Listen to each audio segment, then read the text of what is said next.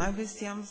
Ir kaip buvo minėta, Lietuvoje registruojamas yra daugiau negu 80 užkrečiamųjų ligų, kurių atžvilgių mes taikome kažkokias tai valdymo priemonės. Tačiau tarp tų ligų kai kurios yra ypatingos ir ypatingos dėl to, kad tai ligos, kurias tikimės artimiausių metų išnaikinti ir tikimės, kad artimiausių metų galėsime pasakyti, kad pasaulis yra laisvas nuo tymų, raudonukės ir poliomielito.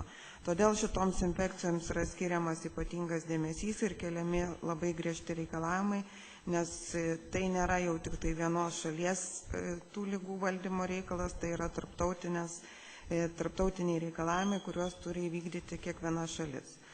Tai šiandien labai trumpai apie eliminuojamas ir eradikuojamas užkrečiamasias ligas ir sąlygas, kurios reikalingos, kad tai galėtų įvykti, tymų ir raudonukės epidemiologinę situaciją Lietuvoje ir Europos Sąjungoje ir apie reikalavimus epidemiologiniai priežiūrai ir valdymui, kriterijus ir kaip Lietuvai sekasi atitikti tuos kriterijus, kad galėtumėm pasakyti, kad mes pasirengę, kad neturėtumėm vietinių tymų ir raudonukės atvejų.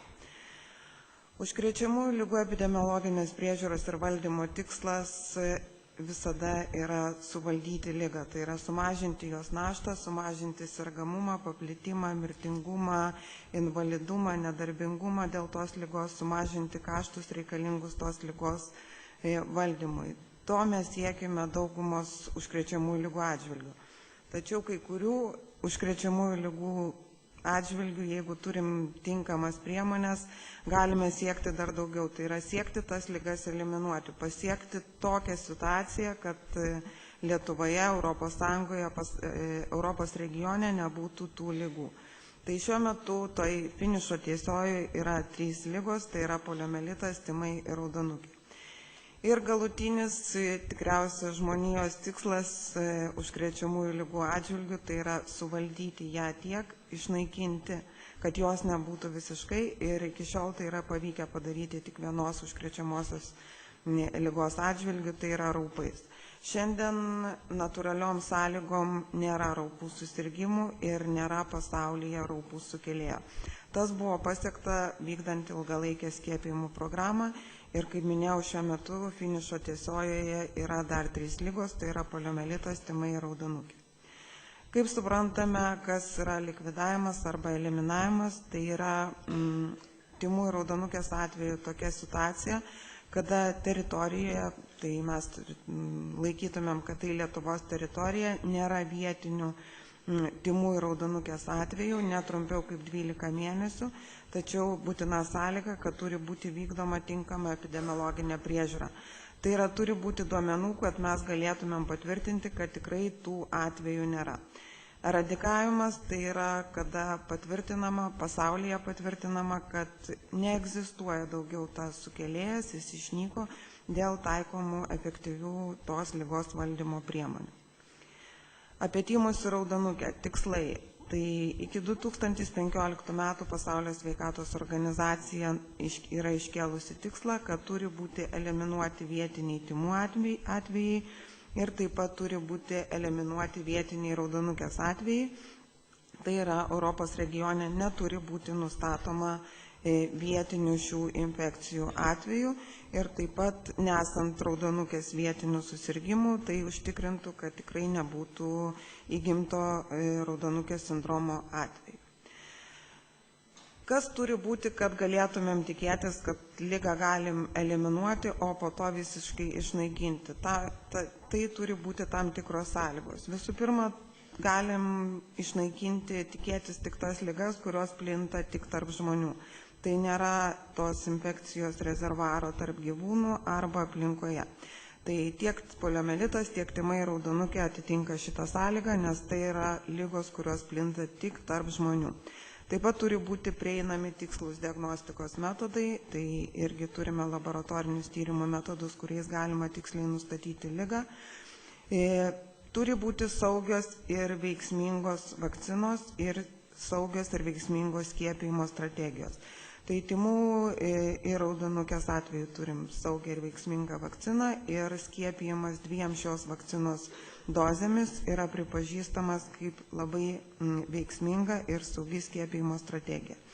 Ir taip pat turime pavyzdžių, kada infekcijos plėtimas yra nutrauktas tam tikrą laiką tam tikroje teritorijoje. Tai šiuo atveju dėl tymų raudonukės mums pavyzdys yra Šiaurės Amerika, Jungtinės Amerikos valstijos, kuriuose jau ilgą laiką nėra vietinių tymų ir raudonukės atvejų. Kaip sakiau, lygos likvidavimo ir eradikavimo iniciatyvos jos yra koordinuojamos tarptautiniu lygiu ir yra du pagrindiniai dokumentai, vienas pasaulio mastu, tai yra strateginis planas iki 2020 metų Europos regione, mes turime kitą dokumentą, pagal kurį turėsime patvirtinti, pagal kurio reikalavimus turėsime patvirtinti, kad mes Lietuvoje eliminuojame ir po to eradikuosime tymus ir raudonukę. Kaip pasiekti, kad galėtumėm kalbėti apie tai, kad tymai raudonukė yra eliminuojami? Tai pirmiausia, turi būti tinkamai taikoma valdymo priemonė, o šių ligų valdymo priemonė yra tik viena, tai yra profilaktiniai skiepijimai. Tai tam, kad valdyti tymus ir raudonukę ir juos eliminuoti, būtinos didelės skiepijimo apimtis, tai yra daugiau negu 95%. Ir tai turi būti abiem tymų vakcinos dozėmis, tai yra pirmąja ir antrąja vakcinos dozė ir bent viena raudonukės vakcinos dozė. Taip yra todėl, kad tymų tinkamam kolektyviniam imunitetui pasiekti, kada sukėlėjas nebegali plisti, reikalingas aukštesnis kolektyvinio imuniteto lygis nei raudonukė. Kitas uždavinys – užtikrinti skiepijimo galimybės rizikos ir imlioms gyventojų grupėms, jeigu tokios egzistuoja, tačiau tarptautinių organizacijų nuomonė kiekvienoje šalyje yra kažkokios tai sunkiai pasiekiamos ir imlios gyventojų grupės ir jeigu šalis deklaruoja, kad jinai jų neturi, tai tikriausiai tiesiog nepavyksta jų nustatyti. Vienas iš pagrindinių uždavinių yra stiprinti epidemiologinę priežiūrą. Tai yra kiekvienas įtariamas atvejis, tai yra atvejis, susirgimas, kuriam pasireiškia bėrimas ir karščiavimas, turi būti atliekamas epidemiologinis tyrimas ir laboratorinis ištyrimas. Ir, kas labai svarbu, teikti kokybišką įrodymais grįstą informaciją sveikatos priežiūros specialistams ir visuomeniai apie skiepijimų naudą. Tai, kas jau buvo šiandien kalbėta, kad nuo požiūrio į skiepijimus, nuo gyventojų ketinimų skiepytis, nuo sveikatos priežiūros darbuotojų požiūrio labai priklauso, ar galima pasiekti tinkamą skiepijimo apimtis, o tai reiškia, ar galim valdyti ligas. Situacija. Pasaulio situacija, tymų atvejų skaičiaus mažėjimas ilgalaikių skiepijimų dėka yra aišku įspūdingas ir tai leidžia galvoti apie tai, kad netolimoje ateityje galima bus pasiekti eliminaciją. Pirminis tikslas eliminuoti tymus buvo 2007 metai, kai buvo labai ryškus sergamumo sumažėjimas, tačiau dėl nepavykusio uždavinio išlaikyti aukštą skiepijimo apimtis visose šalyse, pastaraisiais metais kilo tymų protrūkių, todėl tikslas šiuo metu yra 2015 metai.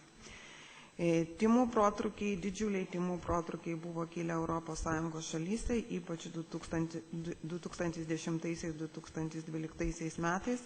2013 metais tokių didelių protrukių nebebuvo registruota ir didieji protrukiai buvo vakarų Europos šalyse, tai ir Vokietijoje, ir Prancūzijoje, ir Italijoje, ir būtent didžiausia susirgimų skaičiai buvo tarp jaunų žmonių, kurių tarpe skiepijimo apimtis nebuvo tokios aukštos, kokių reikalinga suvaldyti tymams. Per pastaruosius 12 mėnesių, sergamumas tymais Europos Sąjungoje yra situacija pagerėjusi lyginant su prieš tai buvusią situaciją, tačiau sergamumas ir vietiniai atvejai išlieka ir yra registruojami protrukiai, ne tokio masto kaip anksčiau, bet vis viena. Lietuva po 2002 metais buvusio tymų protrukio Kauno mieste ir Kauno apskrityje beveik 10-metį gyveno pakankamai ramiai iki praėjusių metų ir 2000